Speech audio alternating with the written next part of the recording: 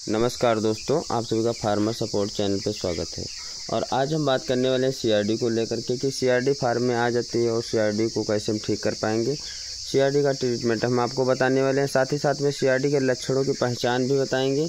और देखिए, इससे पहले भी मैंने कई वीडियो में जानकारी दी सीआरडी को लेकर के, लेकिन अलग अलग जानकारी इसलिए देना पड़ रहा है क्योंकि सीआरडी जो है अलग अलग मौसम में अलग अलग तरीके से वो अपना काम करती है। अलग अलग तरीके से आप बर्ड को डिस्टर्ब कर देती है और बर्ड का ग्रोथ जो है रोक देती है। तो हर मौसम की दवाइयाँ जो होती हैं अलग होती हैं। 12 महीने होते हैं, लेकिन हम सिर्फ 7 फ्लॉक ही उठा पाते हैं एक साल में 12 महीने में। तो 7 महीनों में हर बार हर फ्लॉक में अलग तरीके की हमें दवा यूज करनी पड़ती है।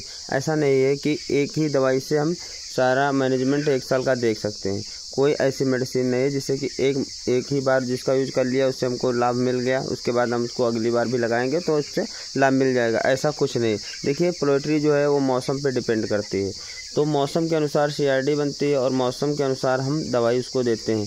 बहुत से फार्मर भाई क्या होते हैं, एक बार कोई दवा पता कर लिया, उसके बाद में वो उससे उनको लाभ मिल गया, तो अब उन्होंने दिया था जनवरी में वो दवाई, लेकिन वो दिसंबर में भी उसी को देंगे। ठीक है, अब समझिए कितना फ़र्क है। ठीक है, क्योंकि उनकी जनवरी में उनके बर्ड की जो सीआरडी थी वो ठीक हो चुकी थी, तो दिसंबर नवंबर में भी वही दवाई दे देंगे, लेकिन उससे लाभ नहीं मिलेगा कोई। तब बर्ड में दिक्कत होगी, बर्ड की मोर्टेलिटी हो जाएगी, आपका लॉस हो जाएगा। तो ऐसा है कि जब भी कोई मेडिसिन दे तो कहीं ना कहीं से जानकारी लेकर दें। ऐसा मैं नहीं कहता मेरे से जानकारी लें, हम भी जो अगर आपको जानकारी दे रहे हैं तो उसको एक बार इधर उधर सर्च कर लें, एक दूसरे से कंफर्म कर लें, उसके बाद मेडिसिन का यूज करें। हालांकि मैं जब भी कोई मेडिसिन बताता हूं तो अपने फार्म में यूज करके या अपने एक्सपीरियंस के हिसाब से ही बताता हूँ, कोई फालतू की वीडियोज़ नहीं अपलोड करता हूँ। और ज़्यादातर फार्मों में गर्मियों में सीआरडी नहीं होती है, लोग दवा लगा देते हैं। अब हम बताएंगे कि कैसे सीआरडी उन लोगों को पता हो जाती है कि सीआरडी है और वो मेडिसिन दे देते हैं, लेकिन बर्ड में सीआरडी नहीं होती है। सबसे पहले हम सीआरडी की पहचान बताएंगे।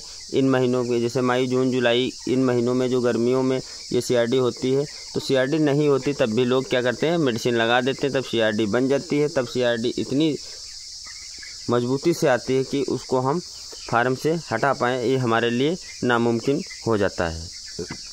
जैसे कि अब हम बता रहे हैं कि जब सीआरडी नहीं होती तो हमको कैसे महसूस हो जाता है कि हमारे बर्ड में सीआरडी है, लेकिन होती नहीं है। जैसे कि 10 बजे के फार्म में एंट्री मारे दिन में और 3 बजे तक, दिन के 10 बजे से 3 बजे के बीच में अगर आपको सीआरडी के लक्षण दिख रहे हैं, बर्ड में आवाज़ आ रही है, खड़खड़ाहट है और ऐसे बहुत तरीके के लक्षण सीआरडी वाले देखने को मिल रहे हैं, लेकिन ये जब देखने को मिलता है तो फार्मर क्या करते हैं, 10 बजे देखे, 2 बजे जाके मेडिसिन लाए, शाम को मेडिसिन लगा दिए। शाम को उनसे नहीं मतलब सीआरडी था बर्ड में या नहीं था, लेकिन वो मेडिसिन लगा दिए। भाई देखिए, रिस्क सब नहीं उठाना चाहते हैं, सबको भाई डर लगता है कि लॉस हो जाएगा ज़रा सी लापरवाही में। तो ऐसा नहीं, मेडिसिन ले आते हो लगा देते हो, अच्छी बात है, लेकिन सबसे पहले आपको पता होना चाहिए यार बीमारी है हमारे फार्म में या नहीं है। तो अगर बीमारी है तो उसके लिए आपको क्या करना होगा, पहचान के लिए देखिए, दोपहर में गर्मियों में कभी सीआरडी का पता ना करें। सीआरडी के लक्षण अगर दोपहर में दिख रहे हैं तो आपको मेडिसिन नहीं लगाना है, क्योंकि दोपहर में क्या होता है, बर्ड जब पंप करता है अधिक तेज़ी से तब आवाज़ आने लगती है, और बर्ड को अगर पंप करने से आप बचा ले जा रहे हो गर्मियों के मौसम में तो सीआरडी बनने के चांसेस कम रहते हैं। और भी हम साथ ही साथ में आपको बताना चाहेंगे, अगर सीआरडी आपके फार्म में आ ही जाती है हर बार है तो उसके लिए आपको क्या करना होगा। और वायरस भी बहुत तरीके के आ जाते हैं। देखिए, सीआरडी वायरस होता है कि 1-2 बर्ड में है तो पूरे फार्म में हो जाएगा। तो इसके लिए आपको क्या करना चाहिए, फार्म पे आपके एक B904 आता है स्प्रे करने के लिए, वो आपके फार्म पे होना चाहिए, जिसका फाइनली डोज उस पर दिया रहता है और उस पर सारा कुछ लिखा कैसे स्प्रे आपको करना है।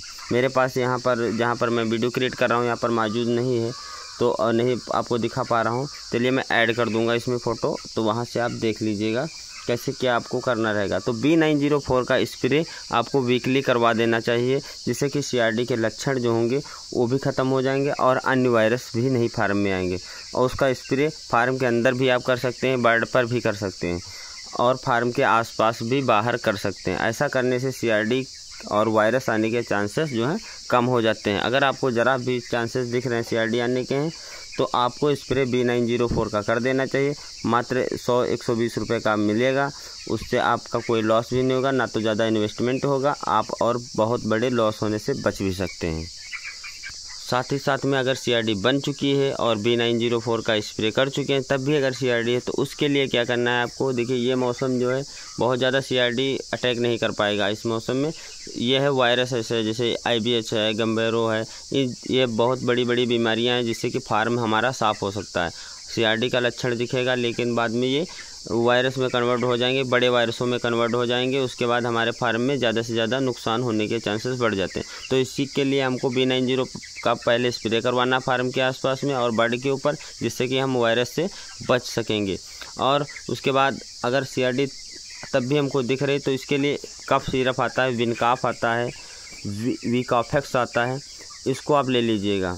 और आपके फार्म पे एंटीबायोटिक कोई ना कोई दवाई होगी, ठीक है। तो 1000 बर्ड पे 100 ml उसको ले लेना है।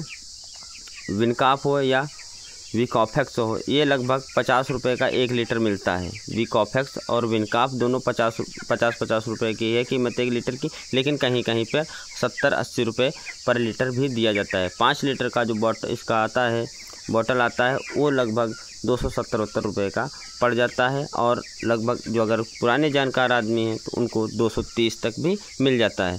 तो आप अपने हिसाब से डिसाइड कर लीजिए, वीकॉफेक्स या विनकॉफ कोई ले आइएगा। और एंटीबायोटिक होता है जो, उसको आप क्या करना है, अच्छा एंटीबायोटिक होना चाहिए। BH करके सभी ईटन BH है जैसे,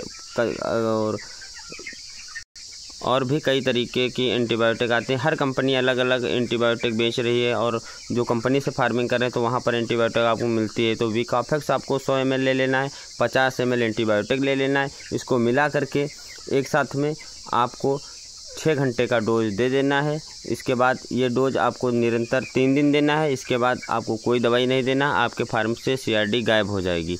और ऐसी नॉलेजेबल वीडियो पाने के लिए अभी तक इस चैनल को सब्सक्राइब नहीं किया तो सब्सक्राइब कर लीजिएगा।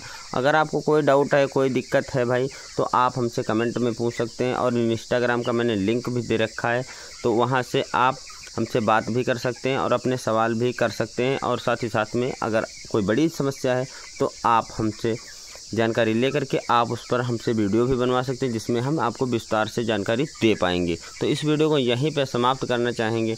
अगली वीडियो में मिलेंगे भाई हम आपको नई जानकारी के साथ। जानकारी कैसी लगी कमेंट में ज़रूर बताइएगा।